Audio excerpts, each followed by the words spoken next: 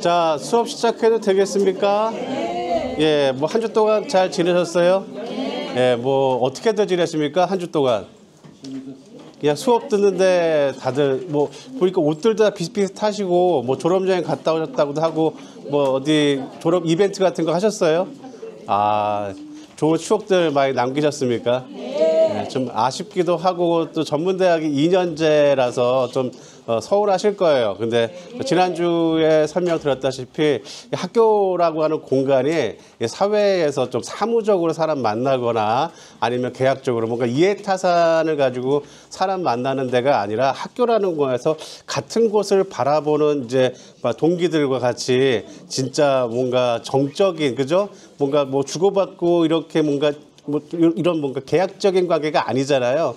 그래서 여기 같이 모이신 분들이 되게 하나의 어떤 인연을 맺으시는 그런 공간이기 때문에 저는 지난주에 얘기했다시피 좀 진학을 좀 많이 고민하셔서 이러한 지금 생활들을 한 2년 정도 더 하시게 되면은 여러분의 삶이 좀 풍요로워지지 않을까 좀 그렇게 생각이 됩니다. 학생 입장이 있을 때에 여러 가지 특권들이 있잖아요. 학생이라고 하는 것에 대한 그런 특권들을 계속 한번 누려보시는 게 어떤가. 예, 꼭 우리 학교의 이제 심화 과정에 뭐 들어오실 수는 없겠지만 뭐 사회복지과 가신다는 분도 있더라고요. 뭐 그런데 뭐 다른 학교에서 진학을 하시더라도 공부는 계속 하시게 되면은 여러분들이 지금 지난번에 제가 수업 시간에 언급했었던 그 엔트로피 있죠? 기억나세요? 예, 그 자연스러운 현상입니다. 늙어가는 건. 그 녹슬어가는 건 자연스러운 현상인데 그것을 조금 멈추게 하거나 좀 더디게 만들어줄 수가 있기 때문에 공부라는 것은 죽을 때까지 하시는 게 좋을 것 같아요. 제 개인적인 생각입니다. 자, 그냥 뭐 수업 시간 전에 넋두리 좀 들어봤는데 요즘에 제가 너무 정신이 없어요. 내일 또 이제 서울에서 이제 학회를 개최를 하는데 제가 회장이라 그래서 막 지금 막 정신없이 뭐 이것저것 챙겨야 되는 입장이는데 일단 여기 수업은 1시간밖에 안 되기 때문에 좀 부담 없이 좀 나왔습니다만 이거 말고도 다음 주에 또 캡스톤 디자인이 우리 학교 전체적으로 열리죠. 그래서 제가 속해 있었던 뉴미디어 마케팅학과에서 또 한 2팀 그리고 또 여러분들 저쪽 디지털 융합과의 지금 마케팅 빅데이터과에서도 시니어 이제 성인 학습자들이 5팀 이렇게 해서 좀 7팀 2개 과를 맡아서 좀 출전을 시켜야 돼서 다음 주 이제 화요일 날 하고 수요일 날에는 이제 여러분들 전시회 구경을 하실 수가 있을 겁니다. 여기 본관 1층 여기 그 어디죠? 조리하는 공간이 있잖아요. 조리장. 그 바로 옆에 거기 리셉션 공간이 있어요. 거기가 이제 뉴미디어 마케팅학과하고 디지털 융합과의 이제 전시 공간입니다. 시간 나실 때 다음 주 화요일 날 그리고 수요일 날 한번 구경 와 주시면 고맙겠습니다. 뭐 하냐면 이렇게 대학이라고 하는 게 항상 공부만 하는 곳이기도 하지만 중고등학교하고는 좀 다르게 지역사회에 봉사를 하는 게 기본 본무예요. 그래서 대학교 인근에 있는 영세한 그런 상점들 있죠. 뭐 뻥튀기집이라든가 뭐 1인 미용실이라든가 그래서 일부러 찾아가기 어려운 그러한 곳에 있는 업주분들과 이제 협의를 해서 우리 학생들이 온라인 마케팅을 진행을 해갖고 방문자를 수를 늘려준던가 아니면은 이제 뭐 인지도를 높여서 찾아올 수 있게끔 여러분 네이버에서 이제 무슨 헤어 무슨 머리 하는 날 이제 치잖아요. 그래서 찾아서 들어갈 수 있게끔 네이버에도 등록을 시켜주고 예약도 하게 만들어주고 이렇게 대학생들이 뭐 1인 미용실이나 뻥튀기점 가게 같은 그런 곳들은 온라인 마케팅은 또 그냥 마케팅도 엄두를 못 내는데 이런 대학생들이 팀을 이뤄서 하나의 상점들을 좀 이제 매출 증가시켜주거나 이제 좀 이제 온라인 속으로 매출을 시장을 늘려주는 역할을 이제 이번 저희 캡스톤 디자인에서 했습니다. 한번 오셔서 어떤 걸 하는지 좀 보시면 같은 이제 비슷한 동년배들끼리 이제 했던 것들을 구경해 보실 수 있을 거예요. 되게 잘하셨어요. 예. 그래서 정신이 없어요 요즘에. 그래서 지금 그거 끝날 때까지 그래서 일단 다른 수업들 좀 부실하게 되겠는데 이 수업만은 좀 이제 부담이 없어서 편한 마음으로 옵니다. 자, 오늘 수업의 주제는 뭐 지난주에 다 강의 교재를 못 썼기 때문에 지난주에 교재를 그대로 사용을 하게 됩니다. 원래 7주차 수업인데 기업의 본질이라는 제목인데 제가 좀 바꿨어요. 기업의 정의 그리고 요번에 기업의 형태까지 이번 시간에 배우시게 될 겁니다. 자, 일단 먼저 기업의 정의에 대해서 먼저 하고 넘어가도록 하죠. 이거 학기 적재 시간에 해야 되는 거 아닙니까? 라고 생각할 텐데, 이제 우리는 이제 기본적인 배경 지식들에 대한 수업을 중간고사 이후에 이제 마친 겁니다. 수업 시간이 1시간밖에 안 되기 때문에 두루두루 이제야 이제 본론으로 들어간다고 볼 수가 있어요. 기업의 정의 한번 얘기를 해보도록 할게요. 자, 기업은 영어로 얘기하게 되면 뭐 비즈니스라고 표기를 하기도 하고요. 또는 컴퍼니라고 얘기를 하기도 하고요. 또는 엔터프라이즈라고 얘기를 하기도 합니다. 근데 여기 이제 비즈니스나 컴퍼니 같은 경우에 작은 규모를 의미하지만 엔터프라이즈 같은 경우에는 좀 큰 규모의 대기업들을 칭하는 영어 용어입니다. 우리 어떤 그 영문명에 표기되어진 상품, 거기 기업의 브랜드 보게 되면 뭐뭐뭐 CO. 이렇게 적혀 있는 거 있죠? 그게 이제 여기 컴퍼니의 CO가 바로 그 이제 기업이다라는 뜻을 얘기하는 겁니다. 뭐 우리 그런 거 있잖아요. 뭐뭐뭐.com. 그게 이제 COM을 의미하는 거예요. 자, 기업. 자, 근데 이 기업이라고 하는 건 그래서 자본주의 체제 하에서 가장 중요한 구성 요소 중에 하나입니다. 시장을 담당하고 있죠. 시장. 그리고 정부. 그리고 가계, 이 3개의 축을 이루고 있는 게 우리가 살고 있는 이 자본주의 체제라고 볼 수가 있습니다. 기업에서는 생산물이나 서비스를 시장에 내놓고 가게에서는 그것을 소비를 하게 되죠. 그리고 거기에 따라서 노동력을 또 기업에 제공해 주기도 하고요. 또 가게와 기업은 정부에게 세금을 제공해 주면서 우리가 살고 있는 이 사회가 잘 굴러갈 수 있게끔 균형을 유지하기 하는 역할이 정부입니다.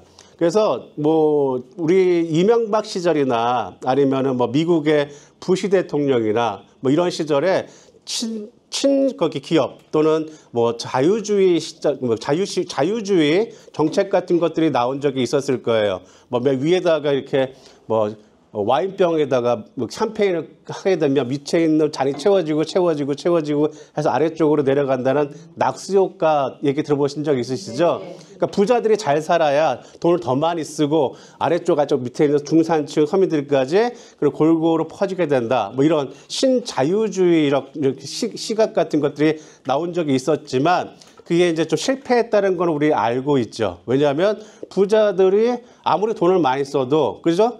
똑같은 자동차를 한 대 사더라도 뭐 2대, 3대씩 사는 거 아니잖아요. 그러다 보니까 이거 실패한 정책이다.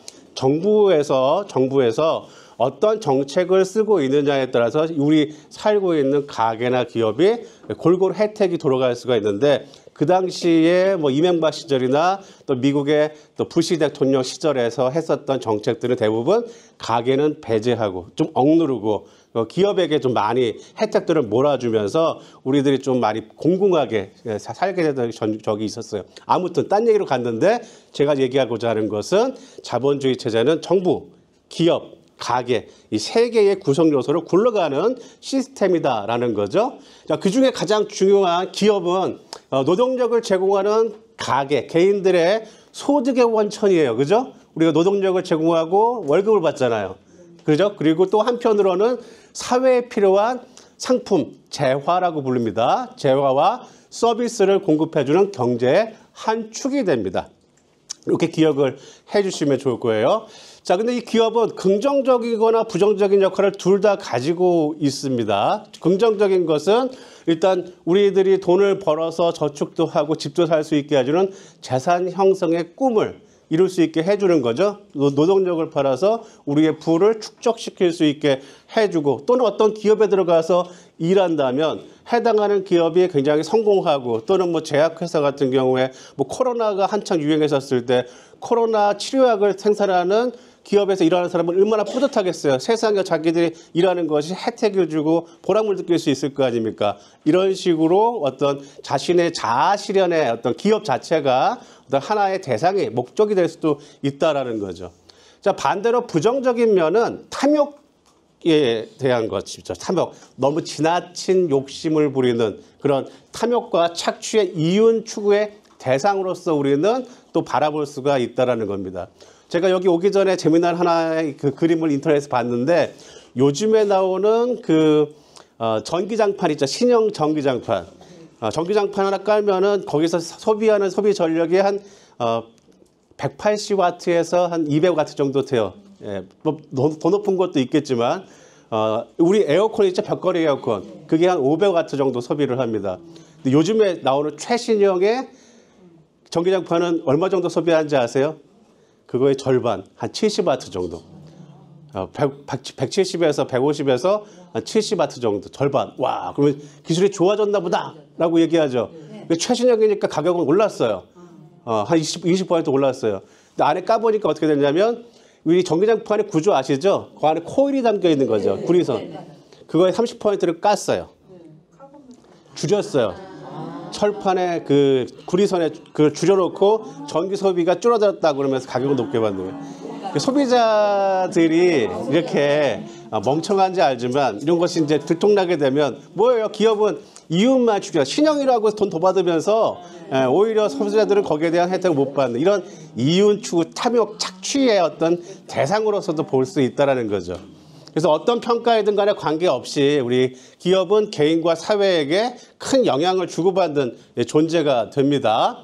그래서 그 생산 요소를 정부가 아니라 민간, 기업이 소유를 한 시장경제 체제에서는 개인이나 기업은 최소의 희생, 작은 최소한의 투입물을 넣고 최대한의 아웃풋, 생산물을 효익을 얻으려는 이윤 동기를 갖고 여러 기업들과 경쟁을 하기 때문에 세상은 발전한다고 볼 수 있는 거죠. 더 좋은 상품을 만들어내면서 소비자의 선택을 받기 위해서 노력을 하기 때문에 그래서 작은 것을 조금 투입해서 더 많은 것을 얻어내려는 노력이 우리 인류의 진화를 가져왔다고도 볼 수가 있는 거예요.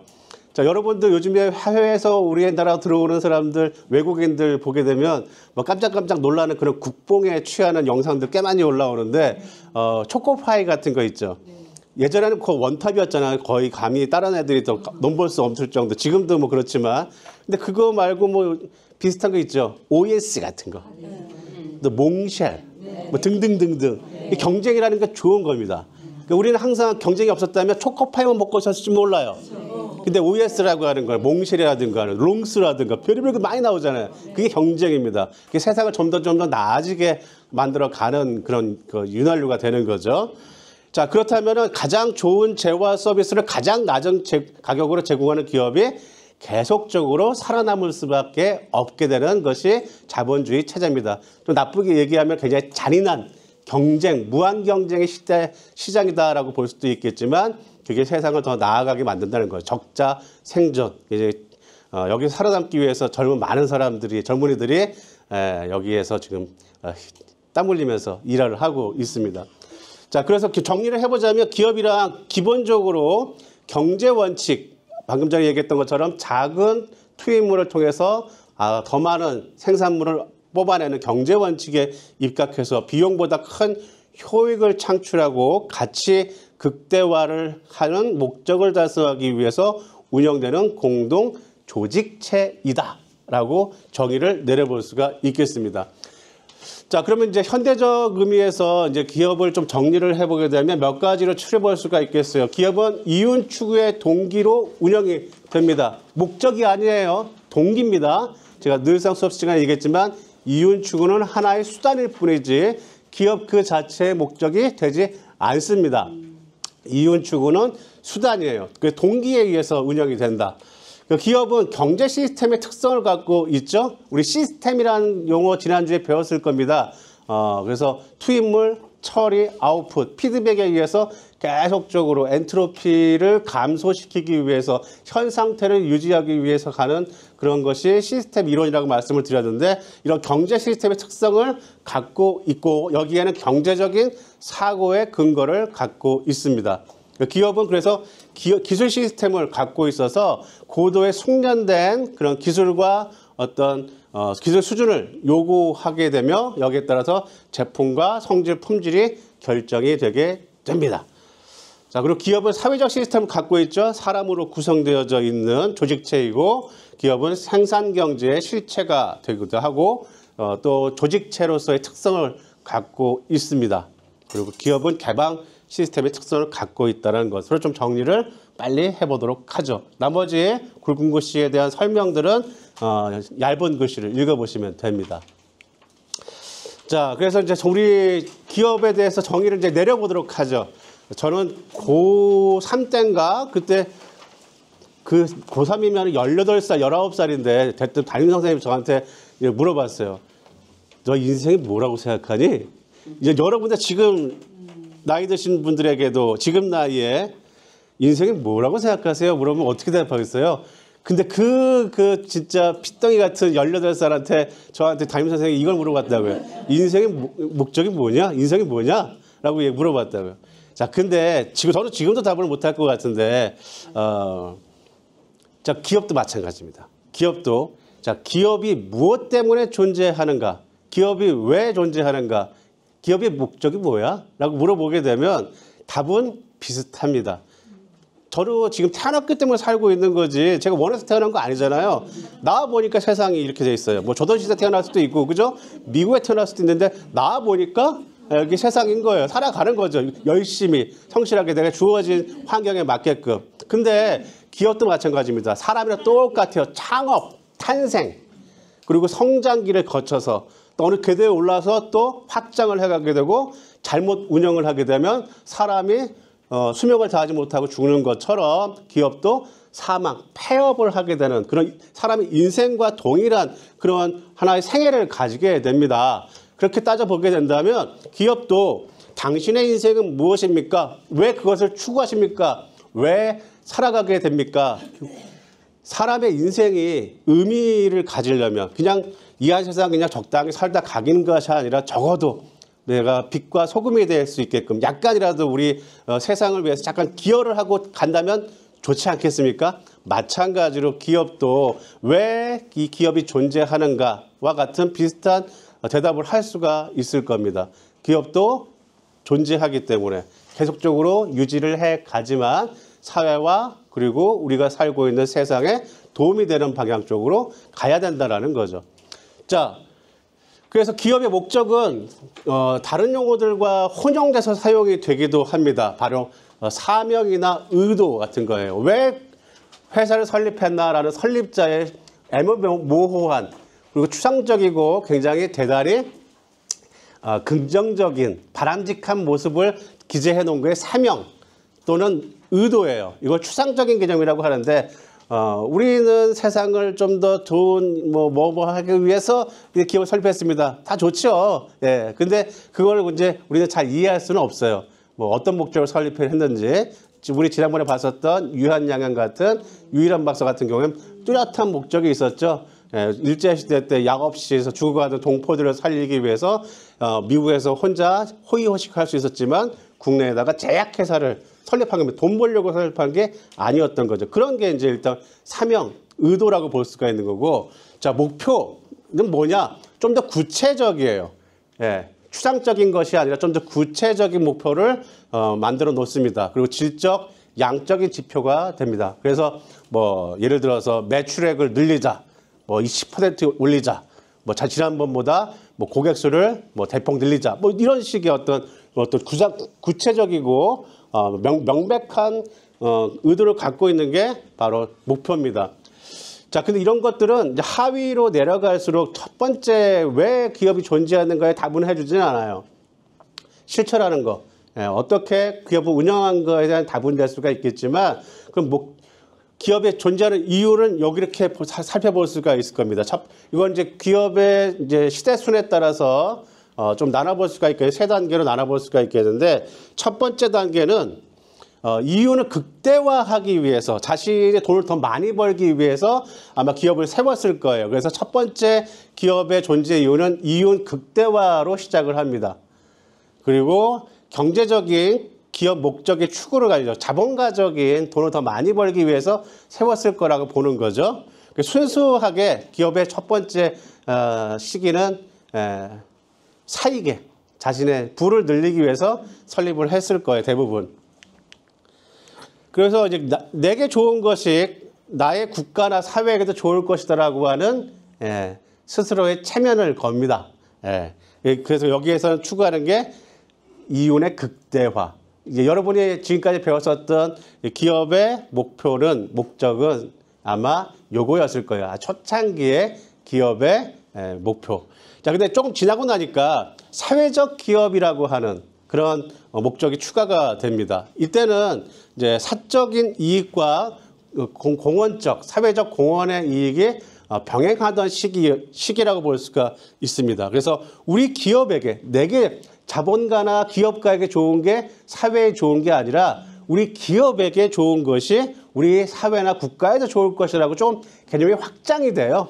그래서 뭐 경영자가 이익을 종업원들과 함께 나눈다든가, 그죠? 기업에게 좀 돌보는 쪽으로 간다라는 거죠. 이때의 이윤은 만족 이윤. 그래서 아까 이윤의 극대화가 아니라 만족 이윤.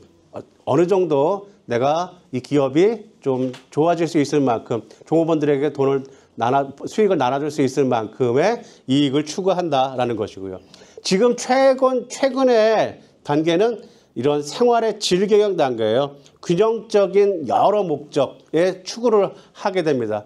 사회적 목적을 추구하는 쪽으로 간다라는 거죠. 기업의 존재 이유가. 그래서 자, 여기 사적인 이익은 좀 빠져 있죠. 그래서 계몽된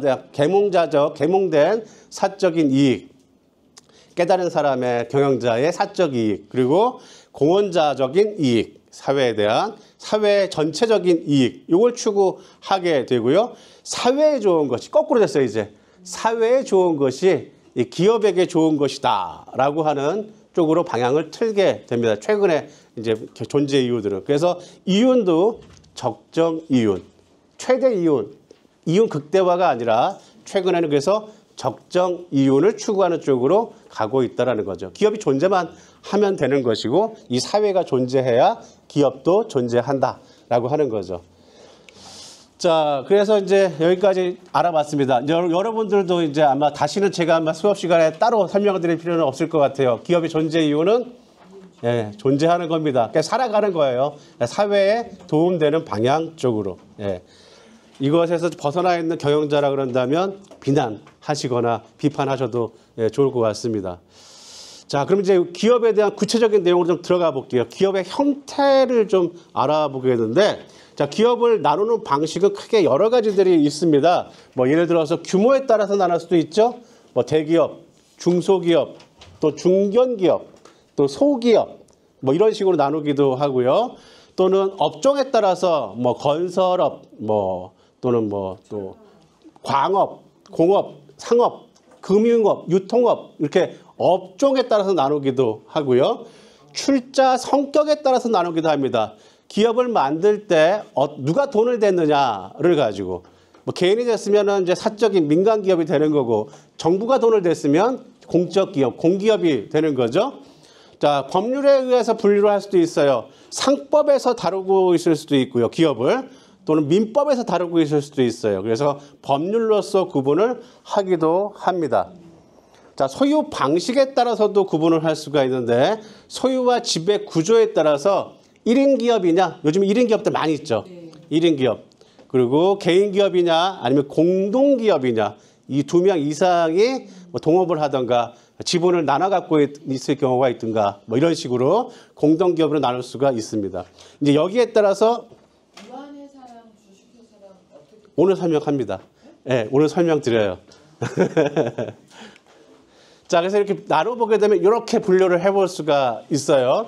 자, 기업은 그래서 출자 형식에 따라서 사기업과, 그죠? 공기업으로 나눠지게 되죠. 또는 공사 공동기업도 있겠죠. 민간에서 절반 되고, 정부에서 절반 되고, 그래서 공사합동기업 같은 게 있습니다. 뭐가 있을까요? 공사합동기업 같은 경우에는. 많죠. 도로 같은 거 요즘에, 유로도로. 그죠? 뭐 그런 것도 있고, 또 포항제철도 처음에는 정부에서 돈을 냈지만, 공기업처럼 운영했지만 점차 민간에게 주식을 팔아서 민간 자본이 들어온 다음에 나중에는 지금은 공기업이 아니에요. 포항제철도. 뭐 이런 식으로 지금 공사합동기업, 돈을 누가 대느냐에 따라서 나눌 수가 있겠고요. 오늘 공기업에 대한 내용은 아니니까 여기 넘어가고 사기업에 대해서 배워보겠습니다. 자, 그래서 단독기업 그리고 공동기업 두 가지로 구분을 해볼 수가 있겠어요. 단독기업은 이제 혼자서 운영하는 기업이 될 테고 공동기업은 2명 이상을 얘기하게 됩니다. 자, 단독기업은 그냥 개인기업이라 보시면 되고요. 자, 공동기업들 중에서는 소수의 사람, 소수가 얼마나 의미하는지 모르겠지만 일단 적은 사람을 얘기합니다. 2명 이상 중에. 근데 다수는 굉장히 많은 사람들을 의미해요. 예. 자, 그러면 여기서 구분을 해볼 수가 있겠는데 이렇게 오늘 여기서 요만큼의 회사의 구분들을 볼 겁니다. 말씀하신 유한회사, 주식회사가 여기 들어가 있어요. 설명드리겠습니다. 자, 첫 번째로 먼저 개인기업. 네. 개인기업 보도록 하죠. 자, 개인기업은 그냥 혼자가 돈을 다 댄 거예요. 설립할 때 혼자가 돈을 다 댄 거기 때문에 이익도 어때요? 다 자기 거예요. 다 자기 거예요. 뭐 그런 식으로 기본적인 상태라서 개인에 의해서 소유가 되고 수익이나 꼭 수익만 나지는 않겠죠. 손실도 개인이 다 100% 부담을 해야만 되는 그냥 뭐 아니면 도 같은 거지만 굉장히 심플하게 의사결정도 굉장히 빠르게 내릴 수가 있고 그리고 여러 가지 제약, 법적인 제약에서 좀 자유롭습니다. 개인 기업이기 때문에. 그래서 다른 사람에게 경영을 맡길 수도 있지만 출자자, 돈을 댄 사람, 그리고 경영자, 기업 지배자가 동일이 있는 경우가 많습니다. 네, 대부분이 그래서 그렇게 돼요. 자, 장점부터 볼게요. 장점은 개인이 전액을 출자해서 돈을 내서 직접 경영하는 기업이기 때문에 자산, 부채, 이익을 전적으로 소유자가 갖게 됩니다. 그리고 이익 총액을 유보할 수 있어서 유보할 수 있다는 얘기는 내가 벌어들인 이익을 뒤로 챙겨도 그게 뭐 나쁜 게 아니죠. 왼쪽 주머니에 있다가 오른쪽 주머니에 들어가 다 내 건데 할 수 있다라는 거죠. 예, 그래서 정부의 구제도 상대적으로 적은 편입니다. 그리고 기업의 설립과 해산 그리고 특정 산업에서의 진입과 탈퇴가 굉장히 용이하죠. 내가 하기 싫으면 그냥 폐업해버리면 되니까 뭐 폐업할 때까지 뭐 허락을 받고 이런 게 별로 없어요. 그리고 경영자가 소유자이기 때문에 신속한 의사경영을 낼 수 있지만 제일 중요한 거 무한한 책임을 진다. 무한 책임. 그래서 막 빚을 엄청 져가지고서 쫓겨다니는 사람들 영화나 드라마에 많이 나오잖아요. 바로 이런 거예요. 개인 기업일 경우에. 참 안타까운 게 이제 이런 개인 기업을 구분 못하는 사람들 때문에 많이 비난받았던 사람이 있죠. 예전에 그 노무현 대통령의 여기 그 지지자였었던 강금원 씨. 예. 노무현 대통령에게 여기 뭐 이렇게 선거 자금을 지원을 해줬어요. 뭐 그럴 수 있죠. 근데 그걸 회사 돈을 빼돌려 갖고 지지를 거기 해줬다라고 해서 검찰에 수사를 받았는데 그 사람 기업 형태가 뭔지 아세요? 이거예요. 회사 돈이 내 돈인 거죠. 근데 이제 언론에서는 부풀려 갖고 뭐라 그러냐면 회사 돈을 빼돌아서 횡령해서 하셨다. 그런데 이게 말이 안 되는 거거든요, 사실은. 그런 짓도 굉장히 많이 합니다. 언론이나 이런 데서. 어쨌든 개인 기업은 회사 돈이 내 돈인 거예요. 대신에 거꾸로 회사에서 빚을 졌을 경우에 개인이 모든 다 책임을 진다는 거죠. 집도 뺏겨, 그죠? 다 뺏기게 됩니다. 딱지 붙이고. 다 단점은 그래서 기업의 모든 부채에 대해서 무한 책임을 지고 자기가 갖고 있던 회사 돈으로 갚지 못했을 경우에는 개인 돈까지 부담해서 상환해야 되는 그런 굉장히 큰 부담을 갖게 됩니다. 또 아무리 개인이 뭐 발이 넓다 하더라도 돈을 끌어와서 장사를 하려면 일단 금액이 있어야 될 거 아니야. 뭐 공장 기계 설치하고 해야 될 텐데 개인이 갖고 있는 돈이 얼마나 많은지 모르겠지만 아주 몇 천억, 몇 조 단위는 될 수가 없을 거 아니에요. 자본을 유치하기가 쉽지가 않다라는 거죠. 큰 규모의 사업을 하기에는 쉽지가 않고 그리고 차입에 의해서 타인 자본의 조달이 어렵다. 그리고 제가 늘상 말씀드리지만 그 사람의 제한된 합리성 하에서만 운영이 되죠. 제한된 합리성. 그 사람의 경영 능력에 따라서 좌우됩니다. 그 사람이 경영을 잘한다면 회사가 잘 나가겠지만 그 사람의 이제 한계가 있다면 거기까지인 거예요. 이렇게 개인의 전문성에 따라서 달라질 수가 있다는 거죠. 그래서 어느 정도 회사가 크고 나면 감당 못하는 사람들 많아요. 감당 못하는 사람들. 뭐 작은 중소기업 같은 경우에는 어느 정도 운영할 수 있겠지만 기업 규모가 커지게 되면 전문 경영자를 찾는 이유들이 그런 것들입니다. 자, 그리고 기업가의 사망이나 파산, 그리고 사업의 분리나 개인적 관심 변화로 인해서 기업의 계속성이 유지되기 어렵다라고 하는 거죠. 쉽게 폐업하거나 기업을 청산할 수가 있다라는 거예요. 자, 근데 이런 것은 뭐 이렇게 어떤 뭐 스타트업이나 이제 초창기 창업을 할 때는 좋은 형태이기는 하지만 우리가 단점도 굉장히 명확하기 때문에 대부분 이런 식으로 공동기업 형태를 가지게 됩니다. 공동기업은 제가 두 가지 형태가 있다고 그랬죠. 소수공동기업과 다수공동기업. 먼저 소수공동기업부터 보겠습니다. 자, 소수공동기업은 한명회사, 합자회사, 유한회사 이 세 가지 형태가 소수공동기업이라고 부릅니다. 소수공동기업. 자, 2인 이상에 의해서 출자를 하게 돼서 형성된 기업인데 먼저 한명회사부터 볼게요. 한명회사. 영어는 중요한 게 아니지만 이름은 굉장히 중요해요. 아직까지 우리나라가 한자 문화권이기 때문에 한명, 이름을 합친다라는, 명의를 합친다라는 의미에서의 한명회사입니다. 그래서 이 한명회사는 무한하게 책임을 지는 2명 이상이 무한 책임 사원으로 구성되어 있어요. 그러니까 아까 개인 회사가 둘 합친 거라고 보시면 되겠죠. 완전 동업 같은 걸 보시면 됩니다. 그래서 모든 출자자가 공동 소유자가 되기 때문에 모두 똑같이 연대 부담을 하게 됩니다. 연대 책임을 지게 됩니다.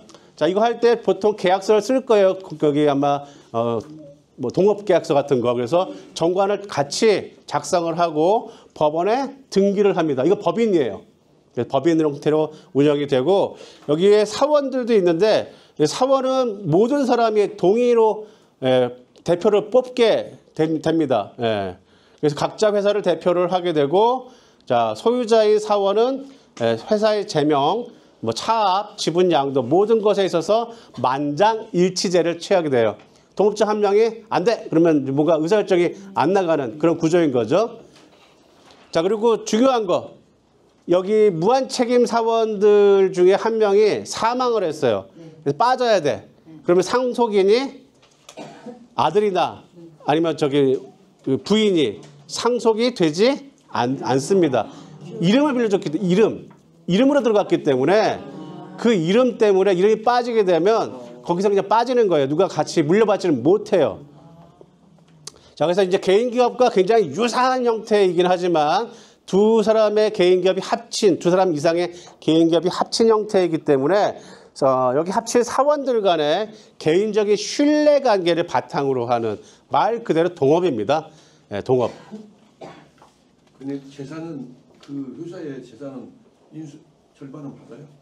그거는 이제 계약하기 나름이죠. 뭐 돈을 얼마나 투자했느냐에 따라서 뭐 예를 들어서 내가 70하고 상대방이 30하면은 그만큼의 지분이 나눠 갖는 거죠. 예. 예. 예. 자, 두 번째는 이제 합자 회사예요. 아까 이제 한 명이 이름을 합쳤다고 그랬잖아요. 합자는 자본을 합친 경우입니다. 예, 그래서 합자 회사는 자본을 합친 경우에 이름이 아니라, 그래서 한 명 이상의 무한 책임 사원이 있고요. 보통 경영자겠죠. 무한 책임지니까. 나머지 유한 책임을 지는, 어느 정도 선까지만 책임을 지는 나머지 유한 책임 사원으로 구성된 게 합자 회사예요. 자, 합자 회사는 한 명 회사보다 좀 광범위하게 투자자들로부터 자본을 끌어모을 수가 있어요. 자, 내가 요번에 뭐 사업하는데 뭐 내가 요번에 에이즈 치료제를 개발할 거야. 거의 완성 단계에 있어. 야, 너 100만 원만 투자해. 너는 200만 원만 투자해. 이렇게 해갖고 유한 100만 원어치, 200만 원어치 책임을 지는 사원을 모집하는 거예요. 그 사원으로 들어오게 한 다음에 회사를 하나 꾸리는 거죠. 무한한 책임을 지는 한 명 이상의 사람과 나머지 자기가 투자한 자금만큼의 책임을 지는 유한 사원들로 구성되어 있는 게 합자 회사입니다. 자, 무한 책임 회사는 보통 출자 회사 업무, 경영을 담당을 하고요. 유한 책임 사원은 돈만 되는 거예요. 돈만. 이익은 나누겠죠, 대신에. 예, 그래서 회사에 대한 업무 감시권은 있지만 대표권은 없다라는 거죠. 경영에 대한 거 일처를 맡겨야 되니까. 그래서 무한 책임 사원의 신용이 가장 중요하겠죠. 돈 대줄 테니까. 근데 아까처럼 뭐 에이즈 치료제를 개발했다. 이건 다 구라입니다. 구라의 경우가 많겠죠. 함부로 이렇게 여기 이런 데 참여하시면 좀 좋지 않습니다. 좋을 걸 본 경우가 별로 없어요. 자, 대신에 이제 출자 지분 양도에는 무한 책임 사원의 만장일치의 동의가 있어야 돼요. 만장일치. 무한 책임을 지는 사람들이 마치 그 이사회 최고 결정권자들인 것처럼 거기에 대한 의사결정을 하고요. 중요한 것은 총사원의 동의를 거치게 됩니다. 총사원의 동의. 중요한 건 그거예요. 이거는 아까 한 명에서 다른 게 그 돈을 댔었던 유한 책임 사원들이 사망을 하면 이름을 빌려준 게 아니라 돈을 빌려준 거기 때문에 상속이 가능해요. 상속. 예. 자, 한명회사와 합잡회사 잘 구분이 되시겠죠? 자, 그 다음에는 유한회사입니다. 아까 물어보셨던 유한회사는 여기 이름 자체가 private company예요. private, 사적 기업. 영어로 그냥 해석하면. 근데 private 기업은 50명, 이게 제일 중요해요. 50명 이하. 50명 이하라는 게 중요합니다.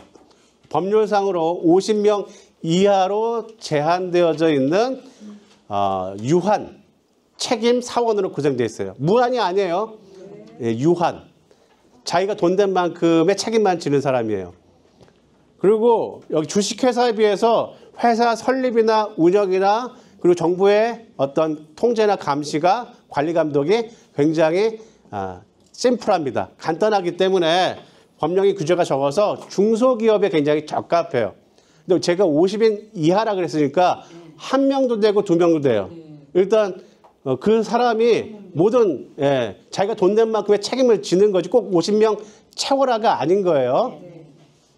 자, 그래서 여기 지분은 균등액으로 분할을 하고 모든 사원은 자신이 인수한 출자액에 대한 것까지만 유한적으로 책임을 지지만 유한 책임 사원은 출자 이외에 회사의 채권자에 대해서는 아무런 책임을 지지 않습니다. 회사가 100억 원의 책임을 부채를 가져도 여기에 속해 있는 유한 책임 사원은 자기가 돈 된 만큼만 책임을 지면 되는 거예요. 이제 합리적으로 보이죠? 근데 이렇게 되면 어떻게 돼요? 회사 전체가 망해버릴 수 있을 때 아무도 책임질 사람이 없을 수 있다는 거죠. 아무튼 그래도 어떤 회계 처리나 상법 규정에서는 일반적인 주식회사 유사하게 구성을 하고 운영이 되지만 설립 절차가 간단하고 회계 보고만 마지막 회계 감사만 받으면 되기 때문에 정부한테 보고할 의무가 없습니다. 무슨 얘기냐면 얼마나 돈을 벌었는지 어떻게 해서 얼마만큼의 이익을 내는지. 그러니까 뭐 이거 펜 하나 팔아갖고 100원짜리 펜인데 만드는 데 들어가는 비용이 50원이에요. 내가 20원을 남기고 70원에 시장에 내놔요. 그럼 나머지 30원의 이익을 붙여서 100원에 판다고 쳐요. 그럼 내가 20원의 이익을 남긴다는 사실을 정부에 보고를 해야 돼요. 20% 정도의 이익을 남긴다는 거. 근데 얘네들은 그럴 필요가 없다라는 거예요. 알게 뭐예요? 얘네들이 진짜 1원에 만들고, 그죠? 69원에 이익을 남기는지 알게 뭐예요? 왜냐면 들여다보지 못하니까, 정부에서. 회계에 대한 회계 감사만 받을 뿐이지, 얼마를 벌고, 얼마 이익을 남기고, 이거 만들 때 얼마가 들어가는지 모른다라는 거예요. 예, 정부에서는. 자, 그래서, 보시면 우리나라에 들어와 있는 많은 외국계 회사들 있죠? 여러분들 그 스마트폰으로 배달 많이 시켜 드세요? 그러세요? 네. 저는 한 달에 한 두세 번 정도 이제 치킨 시켜 먹고 되는데 뭐 그냥 쓰던 거 계속 쓰게 됩니다. 배달의 민족 그냥 쓰게 되는데 뭐 요기요도 있고 쿠팡, 쿠팡은 우리나라 거죠. 하여튼 뭐 외국계 회사들이 다 장악을 했죠. 네. 우리나라에서 이제 시작은 했지만 독일계 회사인 딜리버리 히어로에 매각이 됐죠. 요기요하고 배달의 민족이. 이거 그러니까 우리나라 거로 시작했지만 외국계 회사인 거예요. 외국계 회사. 배달의 민족이나 요기요. 우리 여기서 내는 수수료 다 독일로 가요. 그래서 가능하면 안 쓰시는 게 좋긴 한데 아무튼 자, 이 회사들이 어떤 형태일까요? 크니까 매출이 몇 조 단위가 되니까 우리는 당연히 주식회사일 거라고 생각하잖아요. 아닙니다. 방금 전에 배운 뭐예요? 유한회사예요. 그러니까 경영자 한 명과 사무할 수 있는 사람 몇 명만 해갖고 그냥 한국에다 박아놓고 수조 원대의 어떤 수익을 내는 건데 유한회사가 뭐 한다 그랬어요? 아니요. 정부의 감시를 받지 않아요. 얘네가 얼마나 수익을 남기는지 어떤지 몰라요. 단지 그냥 회계 처리만 해서 보고만 하면 되기 때문에 우리나라에 들어와 있는 대부분의 보시면 구글, 애플, 마이크로소프트, 뭐 샤넬, 뭐 에르메스, 알리바바, 테슬라, 뭐 등등등등 다 유한회사로 운영을 하고 있습니다. 왜냐하면 정부에게 우리가 얼마 벌어가는지 알릴 필요가 없기 때문에. 그런 것이 이제 요즘 많이 문제가 되죠. 근데 이거를 얘네들이 유한회사를 하건 주식회사를 하건 우리가 어떻게 할 수가 없어요. 얘네들 선택권이니까. 우리나라 장사 이렇게 하다가 장사 안 되면 쉽게 폐업하고 나가버리겠다는 그런 의도인 거죠. 자, 그래서 이제 유한회사라고 하는 형태가 어떤 형태인지 이해하신다면 주식회사랑 구분을 하셔야만 됩니다. 자, 그럼 오늘의 주인공이 아직도 안 끝났구나. 익명조합 얘기를 하고 넘어가야겠네요. 주식회사 얘기는 조금 더 하고요. 자, 익명조합은 다른 말로 상법상에서의 조합이라고 얘기합니다. 상법상에서. 상법상의 조합은 이거는 뭐 영업하는 사람 한 명 만들어서 기명조합원을 만들어 두고요. 무한 책임을 집니다. 그리고 익명조합원, 이름이 없이 돈만 되는 조합원을 만들어요. 마치 합자회사 같이 운영을 해요. 합자회사처럼 운영을 하는데 법인이 아니에요. 얘는 그냥 조합이에요. 조합으로 이제 상법에다가 이런 식으로 조직체를 만들어서 운영하겠다라고 하는 법적인 상법상에서의 권리를 누릴 뿐이지 법인으로 보호를 받지는 못합니다. 조합은 그런 거예요. 내가 이 어떤 것들을 이제 다 사람들 모아서 하는데 그냥 뭐 그냥 실체도 없고 이런 게 아니라 조합이라는 형태로서 우리 운영한다. 법률로서 법적 분쟁 발생했을 때 니네 뭐야 했으면 조합인데요. 이렇게 하면 어떤 소송은 가능하잖아요. 이런 식의 어떤 상법상에서의 조합이라는 거죠. 그래서 돈 많이 끌어모으거나 경영 능력 있는 사람들이 너 돈 좀 대, 돈 좀 대 해갖고 모아갖고 어떤 사업을 하는 형태가 되지만 법인이 아니다라고 하는 거. 그리고 출자자들은 뒤에서 그냥 돈만 대주는 거기 때문에 불법적인 일을 할 수도 있잖아요. 그러니까 굉장히 어떤 신용도 별로 없고 사회적인 어떤 신뢰가 떨어지는 게 상법상에서의 조합의 형태입니다. 자, 근데 민법상의 조합도 있어요.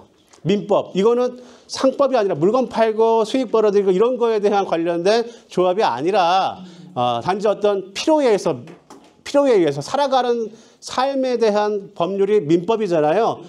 그 민법상에서의 조합은 일단 2명 이상의 공동 출자를 해요. 그리고 공동 사업을 할 거를 약정을 합니다. 계약서를 가지고. 근데 이것도 역시 2명 이상의 돈을 대긴 했지만 계약서만 쓰고 법인으로 등록은 하지 않아요. 단지 그냥 모아서 뭔가 사업을 하겠다는 거예요. 어떤 사업? 자신들의 이익을 위한 사업들이 대부분일 겁니다. 이 민법상의 조합들은. 이런 것들 때문에 사기꾼이 많은 거 아니에요? 아닙니다. 조합은 나쁜 것만은 아니에요. 뭔가 우리들이 뭔가 하려고 했을 때 개인이 하기 힘든 일들이 있잖아요. 그럴 거 그냥 이제 3명, 5명 모여서 뭔가 집단적으로 하려고 했을 때 그거 어떤 뭔가 구속력 같은 게 있어야 될 거 아니에요. 그게 조합인 거예요. 나쁜 게 아닙니다. 조합은. 그런 거죠. 그런 거죠. 일단 지금 민법상의 조합은 뭔가 이것부터 알려드려야겠네. 이거 보세요. 사진 보시면 빌라 단지에서 플래카드 쫙 걸려요. 뭐 여기서 뭐 합니까? 재개발 승인. 뭐라 그래요? 재개발 조합. 재개발 조합이잖아요. 이거 상법상의 조합이 아니고 뭐예요? 민법상의 조합이에요. 이 재개발 사업을 수행하기 위한 사람들끼리 모여야 되는데 뭐 구성력이 없잖아요.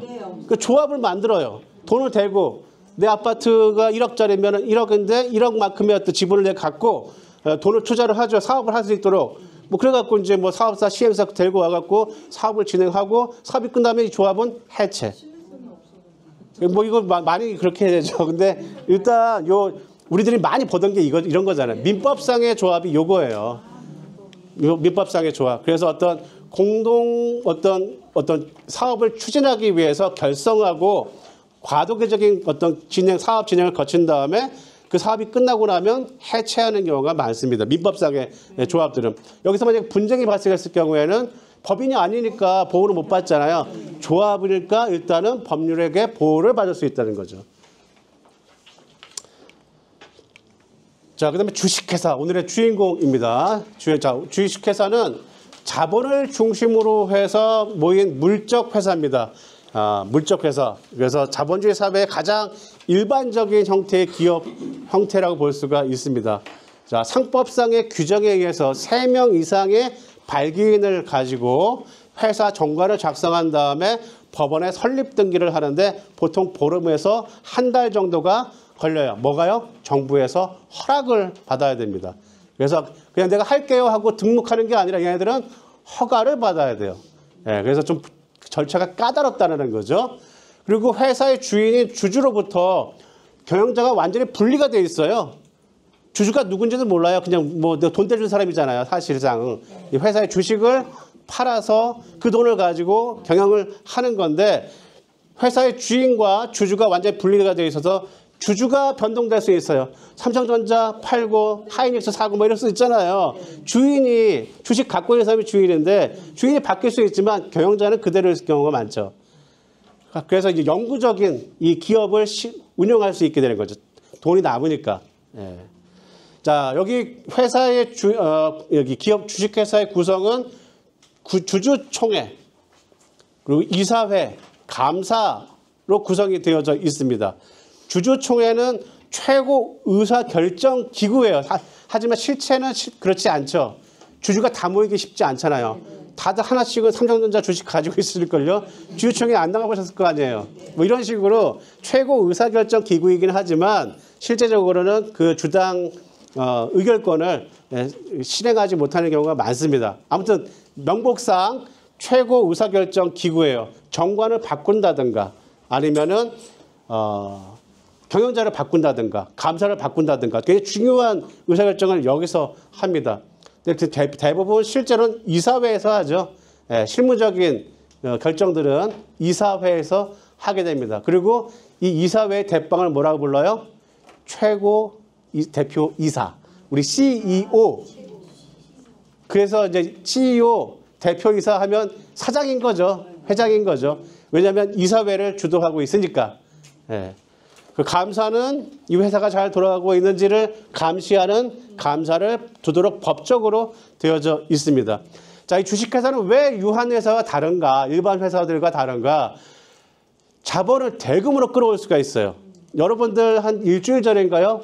더본코리아가 상장된 거 들어보셨어요? 백종원 씨. 네. 얼마나 벌었을 것 같아요? 엄청나게 4천억. 한 방에. 주식을 상장하는 것만으로 4천억을 끌어들였다고요. 대규모의 자본을. 그러면 그거 가지고 뭐 할 수 있어요? 뭐 사업을 할 수가 있겠죠. 이런 식인 거예요. 주식회사라고 하는 형태가. 주식시장에 자신의 그 채권이죠. 주식을 팔 수 있게 올려놓게 되면 대규모의 자본을 끌어들여서 사업을 운영할 수 있는 게 주식회사의 가장 큰 특징입니다. 그래서 대중으로부터 자본을 조달할 수가 있고 소유권 이전이 우리가 굉장히 전통적으로 오래되어 있는 안정된 주식시장, 증권시장을 통해서 거래가 되기 때문에 신뢰할 수가 있겠죠. 그리고 증권시장의 발달하기에 따라서 투자주주, 투기주주 이렇게 나누기도 하지만 대부분의 자본주의 국가에서는 이 주식시장 자체가 우리들에게 은행과 비슷한 그죠? 하나의 투자 목적의 그러한 시장으로 형성이 되어져 있지 않습니까? 근데 요즘은 좀 답답하긴 하죠. 트럼프 당선된 다음에 다른 나라 주가들은 막 올라가는데 우리나라만 그냥 막 꼬꾸라지고 있어요. 예, 이거 보면은 이게 지도자가 참 중요하다는 생각이 좀 듭니다. 아무튼 그래서 일단 소유와 경영의 분리가 되는 게 특징이에요. 자, 그래서 소유와 경영이 분리가 되고 유한 책임을 지죠. 자기가 가진 주식만큼만 그죠? 자기가 가진 주식만큼의 가치만큼만 책임을 지는 유한 책임 형태인 거죠.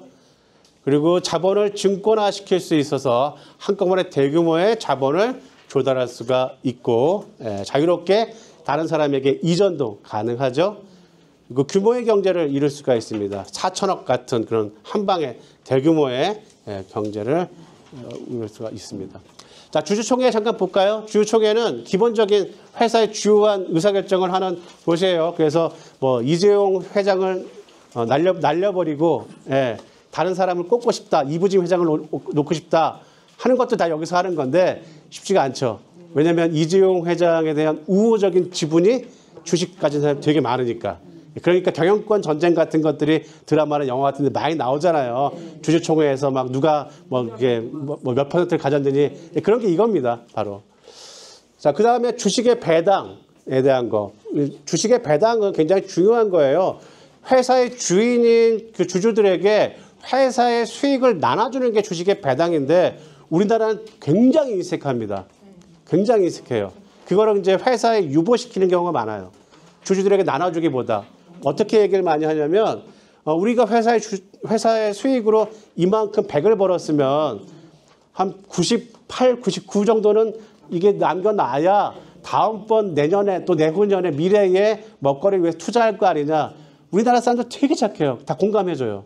근데 외국은 안 그래요. 난리가 나요.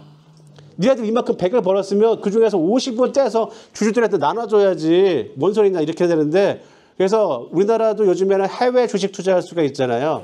가급적이면은 우리나라가 좀 선진화되기 전에는 아직도 선진국이라는 말을 많이 하지만 선진화되기 전까지는 주식시장은 미국 주식, 해외 주식을 투자하는 게 낫습니다. 뭐 주가 조작이니 뭐니 별의별 게 많이 나오잖아요. 아직 후진국이에요, 주식시장은. 그러니까 배당조차도 그렇다는 거죠. 주주들을 보기를 개똥으로 보니까. 자, 그래서 뭐 이렇게 여기 보시면 이렇게 대단하게 주주총회를 하긴 하지만 실제적으로는 최고 경영자가 많이 이제 좌우를 하게 되는 겁니다. 그다음에 이사회는 아까도 말씀드렸지만 뭐 실질적인 경영자들이 모여 있는 주체라고 볼 수 있어요. 주주총회는 전체 모든 주주들이 모이는 거지만 이사회는 회사에서 주주들이 경영자로서 선임한 사람들이 모여 있는 회의라고 보시면 되겠습니다. 대부분 사내이사, 사회이사 이렇게 나누게 되는데 사내이사는 회사의 경영을 직접 담당하고 사회이사는 대주주하고 회사 주의 경영자하고 관계가 없는 외부 사람을 들여다 놓고 감시하도록 만들어 놓는 거죠. 사회이사. 근데 우리나라는 어때요? 사회이사면 낙하산이 되게 많아요. 낙하산 들어와서 감시 안 하고 그냥 대주주 짬짬이 해갖고는 같이 해먹는 경우가 많죠. 자, 그 다음에 감사가 실제로 진짜 말 그대로 1년에 한 번 또는 상시 감사를 하게 되는 경우가 많은데 사회이사보다 더 강력한 권력을 갖고 있는 게 감사예요. 감사에서 연말에 땅땅 망치를 두들겨 주지 않으면 돈을 쓸 수가 없게 되는 게 굉장히 강력한 권한을 갖고 있는 게 감사입니다. 그런데 이것도 역시 주주총회에서 선임이 되지만 그냥 아는 사람을 갖다 하는 경우가 많아요. 한 달 전인가도 이런 사람이 있었죠. 이게 지금 정부 공기업인데 SGI 서울보증증금 보증에서 이렇게 김대남이라는 청와대 행정관이 감사로 꽂히죠. 너 여기 들어가서 감사해. 뉴스 났잖아요. 그래서 1년에 3억 5천씩 연봉 받으면서 3년만 근무하면 10억 원을 받고 나올 수 있는. 그러니까 이런 감사 자리가 실제로는 회계사나 회계법인이 가서 실제적으로 잘 감시를 해야 되는데 이런 사람들이 들어가갖고 꽂혀서 그냥 자기 관용차 받고 가끔씩만 회사 나가서 그냥 뭐 놀다 들어오고 뭐 이렇게 하면서도 연봉 받는 경우가 너무 많다라는 거죠. 예. 그래서 이건 감사는 실제로 대주주의 횡포를 막기 위해서 만들어 놓는 그런 장치인데 변질돼서 그냥 마치 그런 대주주의 어떤 그냥 그냥 꽂아주는 자리 같이 돼버리는 경우가 많습니다. 자, 어쨌든 정리를 해보자면 주식회사의 장점은 대규모의 자본이 조달이 가능하고 전문 경영자를 고용을 해서 주주와 실제 경영자를 분리할 수 있다는 거죠. 그래서 경영의 효율을 극대화할 수가 있습니다. 자, 주식 소유의 변동이 있어도 회사는 계속 유지할 수가 있게 되는 거죠. 그리고 기업의 수명이 장기적이고 소유권의 이전도 굉장히 편리하게 되어져 있습니다. 단점은 회사 설립이 굉장히 복잡하고 비용도 많이 들게 되고 기업 공개를 원칙으로 하고 있기 때문에 다 정부에서 들여다 봐야 됩니다. 너 얼마나 벌었고 얼마 이익 가지고 있고 아까 유언회사가 하지 않았었던 일들을 주식회사는 다 해줘야 돼요. 투명하게 공개를 해야만 합니다. 그래서 한 2월 달이나 3월 달에 정기 주주총회가 열리기 전에 모든 신문에다가 언론사에다가 여기 주식 회사에 대한 뭐 재무제표를 공시하게 되어 있죠. 이 금융감독에 관해서 이걸 다 하게 됩니다. 자, 협동조합인데, 아이고, 시간이 다 됐네. 또 수업 있으시죠? 네, 마무리를 해야 되는데, 이거는 뭐, 없어요? 이거 한 5분만 설명하고 마칠게요, 그러면. 네. 자, 이거 한 2장 남았거든요. 네. 자, 협동조합은, 말씀드렸던 것처럼, 3명, 5명 이상이 모여서 자신들의 어떤 사업을 수행하기 위한 결사체를 만드는 게 조합 형태예요. 예를 들어서 포도 만드는 사람끼리 모여서 포도 생산자 조합, 뭐 사과 만드는 사람이 사과 생산자 조합, 또 소비자 입장에서는 소비자들끼리 친환경이나 그저 유기농 거 먹고 싶다. 그런 사람들끼리 모여서 뭐 소비자 조합 이런 식의 어떤 연대를 만드는 거예요. 법인이 아닙니다. 그래서 법률적인 보호는 받을 수가 있어요. 그래서 자본주의 경제가 발전하면서 기업의 규모가 점점 대규모화되면서 소수의 어떤 생산자나 소비자들이 자신의 이익을 대변하기 위해서 만들어진 조직이 바로 조합입니다. 그래서 크게 생산자 협동조합, 소비자 협동조합, 또 신용조합 같은 게 있어요. 자, 여기 한살림 같은 게 바로 소비자 협동조합이죠. 유기농, 매장도 꽤 많이 있죠. 이런 게 바로 소비자 협동조합입니다. 이거 운영하는 주체는 따로 있지만 여기 가입하게 되면 가입자들은 이제 유기농 여기 생산물, 농산물들을 받아 먹을 수가 있는 거죠. 자, 그리고 유기농 아로니아 협동조합, 생산자 조합인 거죠. 아로니아 생산하는 사람들끼리 법적인 보호를 받기 위한 것. 자, 그리고 요거가 중요한데 신용 협동조합.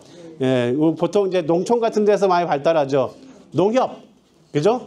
농협, 수협, 축협, 뭐 이런 것도 있잖아요. 정부에서 이제 관치를 많이 해갖고 이제 마치 그냥 은행처럼, 그죠?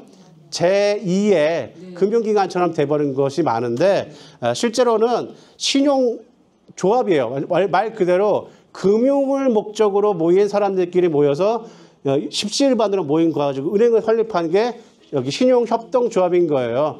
근데 이제 우리나라 같은 곳에서는 이제 이렇게 막 뭐예요?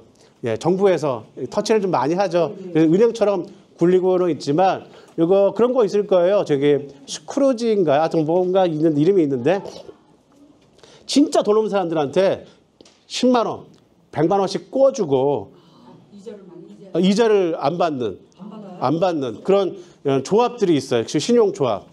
정말 서민들 10만 원, 100만 원이 없어서 신용불량자가 되지 않도록 하는 그런 조합들이 있습니다. 그게 진정한 의미의 신용협동조합인 거죠. 이제 우리나라는 이런 신협, 뭐 수협, 농협 이런 데들은 그냥 은행처럼 기능을 해요. 그래서 막 굉장히 농민들하고도 뭐 어부들하고도 많이 싸우잖아요. 축산업자들하고. 왜 싸워요? 자기들 건데. 그러니까 운영 자체를 그들의 이익을 대변하지 않고 진짜 그 조합 자체의 이익을 대변하기 위해서 운영을 하기 때문에 같이 싸우는 거라고요. 조합원이긴 하지만. 그런데도 저희 부모님도 여기 농협 조합원이긴 하세요. 근데 안 넣으세요. 왜 안 넣으시냐면 조합원 탈퇴를 안 하냐면 주유소 같은 데 가면 이제 조합원으로서 혜택 같은 게 있어요. 주유소에서 이제 할인, 조합원 할인, 전기요금도 이제 또 조합원 할인, 뭐 할인. 그러니까